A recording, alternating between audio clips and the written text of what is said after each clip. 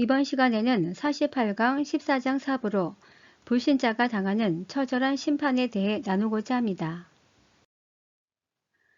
이제 14장 17절부터 20절까지는 2차 추수, 즉 가라지 추수로 이는 불신자에 대한 심판입니다. 가라지 추수는 앞서 설명한 바와 같이 19장에 있는 최종 심판 장면을 미리 끌어다 쓴 삽입절로 알곡 추수와 서로 대비시켜주고 있습니다. 사실 이 장면은 스토리 전개상 14장에 없어도 되는 장면입니다. 다시 말해 이 장면은 19장 15절에서 16절에도 등장합니다. 따라서 그림에서 보듯이 계시록 14장 17절에서 20절의 가라지 추수 장면은 순차적으로 볼 때 19장 재림과 함께 이루어지는 심판 장면임을 알 수 있습니다. 여기서 포도가 상징하는 것은 가라지입니다. 이는 구약성경 요엘서 3장 13절, 이사야서 63장 2절에도 심판 대상자를 포도로 표현하고 있음을 알 수 있습니다. 그리고 가라지 추수 명령 전달자는 제단에서 나온 천사입니다.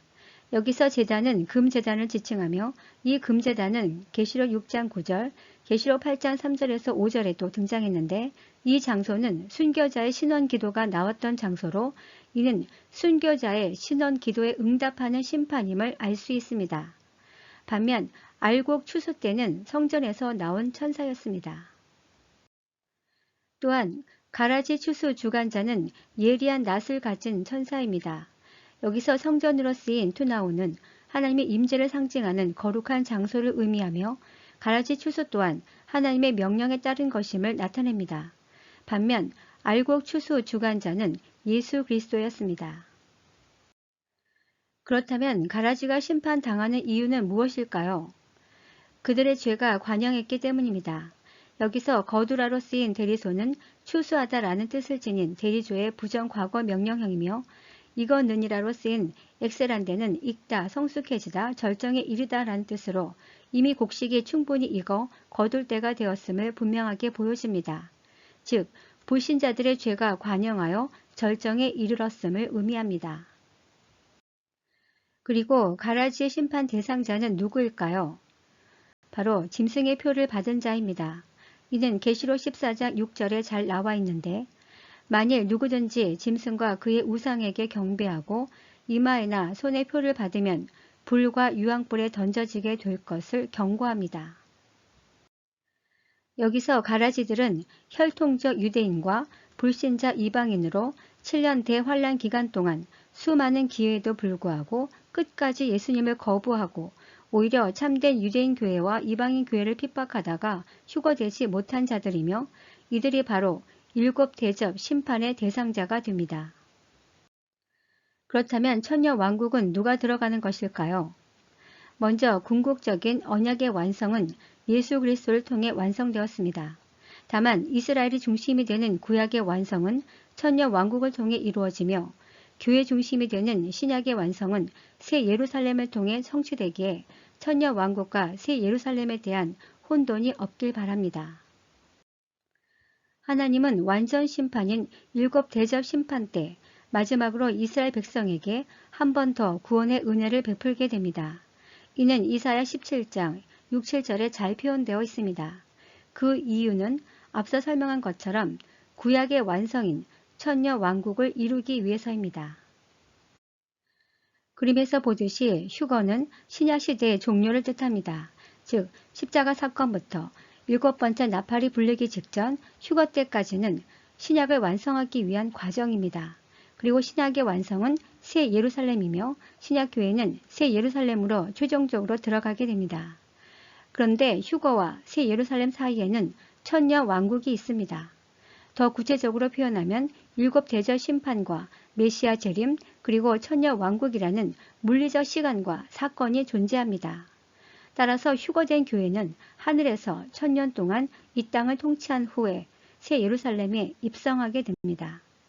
따라서 신약교회가 휴거된 이후부터는 구약을 완성하기 위한 과정이 시작됩니다. 이를 증명하기 위해 구약에 표현된 메시아 강림에 대한 구성을 보면 전쟁이 있은 후 메시아가 강림하고 천년 왕국이 이루어지는 순서로 표현되어 있습니다. 마찬가지로 요한계시록의 메시아 재림 구성도 6번째 대접 때 아마겟돈 전쟁이 있고 이때 예수님께서 재림하고 이후 천년 왕국이 이루어지는 순서대로 표현되어 있어 구약의 메시아 강림과 동일한 수순을 밟고 있음을 알 수 있습니다. 예를 들어 스가랴 14장을 보면 14장 1, 2절은 전쟁, 14장 3절에서 5절은 강림, 그리고 14장 6절에서 9절은 천년 왕국이 표현되어 있습니다. 또한 에스겔서 38장부터 48장을 보면 에스겔 38장과 39장 전반부는 전쟁, 에스겔 38장과 39장 후반부는 강림, 그리고 에스겔 40장에서부터 48장까지는 천년 왕국과 천년 왕국 성전이 표현되어 있습니다. 마지막으로 요엘 3장도 보면 3장 11, 12절은 전쟁, 3장 14절에서 16절은 강림, 그리고 3장 17절에서 19절은 천년 왕국이 표현되어 있습니다. 그리고 이 과정에서 필연적으로 국가적 차원의 집단적 회개가 강권적으로 일어나게 됩니다. 이 장면이 바로 스가랴 12장 10절에서 15절 말씀이며 에스겔 37장에도 이스라엘 회복이 강권적으로 일어나게 될 것을 예표하고 있습니다. 즉, 이는 최후의 전쟁 가운데 이스라엘이 멸절당할 위기에서 하나님께서 강권적으로 이스라엘에게 회개의 영을 부어주시고 이스라엘의 집단적 회개를 받으신 후 강림하게 됩니다. 이때 살아남은 유대인들이 천년 왕국에 들어갑니다.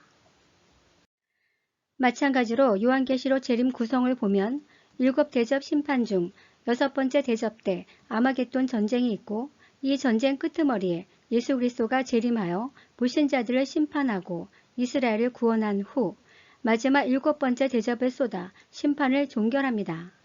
그리고 계시록 20장 4절 신약교회는 그리스도와 더불어 이 땅을 천년 동안 통치하게 됩니다.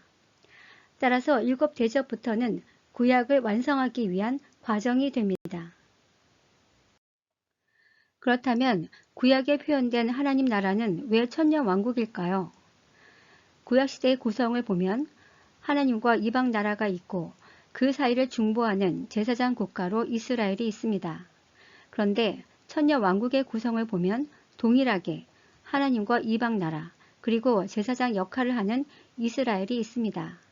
이 둘의 차이는 구약시대는 이스라엘이 타락함으로 실패했지만 천년 왕국을 통해 이스라엘이 제사장 국가로서 완성된 모습을 보여줍니다. 예를 들어 스가랴 14장 16, 17절을 보면 이방 나라들이 매년 예루살렘에 올라와서 여호와께 경배하며 초막절을 지킬 것이라고 말하고 있고 이사야 61장 6, 7절을 보면 이스라엘은 여호와의 제사장 또는 하나님의 봉사자라고 부를 것이며 이방 민족들의 예물을 받게 될 것을 표현하고 있습니다. 따라서 무천년설이 주장하는 것처럼 이 나라는 새 예루살렘이 될 수 없습니다. 왜냐하면 새 예루살렘에는 이스라엘과 이방 민족에 대한 구분이 없고 오직 성도만 있기 때문입니다. 그렇다면 이방인 중에는 누가 천년 왕국에 들어갈까요? 만약 계시록 18장 바벨론이 모든 도시를 상징하는 것이 맞다면 아마겟돈 전쟁이 일어날 때 도시에 들어가지 말고 산으로 피한 자들이 살아남게 될 것으로 보입니다. 즉, 7번째 대접 때 모든 세상 도시가 멸망당합니다. 따라서 소돔과 고모라 때처럼 이 계시를 믿고 산으로 피한 자들이 살아남아 이스라엘이 섬겼던 하나님이 참된 신임을 그때서야 믿고 회개한 후 천년 왕국으로 들어가게 될 것으로 추측됩니다. 이때는 예루살렘도 모두 파괴되므로 회개한 유대인들도 산으로 피해야 합니다. 결국 누가복음 21장 20절 군대가 에워싸는 것을 보거든 도망가라는 이 표현은 재림 직전 아마겟돈 전쟁을 염두에 둔 표현임을 알 수 있습니다. 그렇다면 하나님은 왜 구약시대를 완성시키려 하는 것일까요? 그리고 요한계시록에는 왜 천년 왕국에 대한 표현이 없는 것일까요? 이는 앞으로 요한계시록 15장과 16장 아마겟돈 전쟁에서 자세히 밝히도록 하겠습니다. 이제 아마겟돈 전쟁에서 극적으로 살아남은 회심한 유대인과 은혜를 입은 이방인, 이들을 제외한 나머지들은 모두 예수 그리스도의 재림 때 처절하게 심판당하게 됩니다. 그 장면을 계시록 14장 19, 20절에서 심판의 처절함을 생동감 있게 보여주고 있습니다.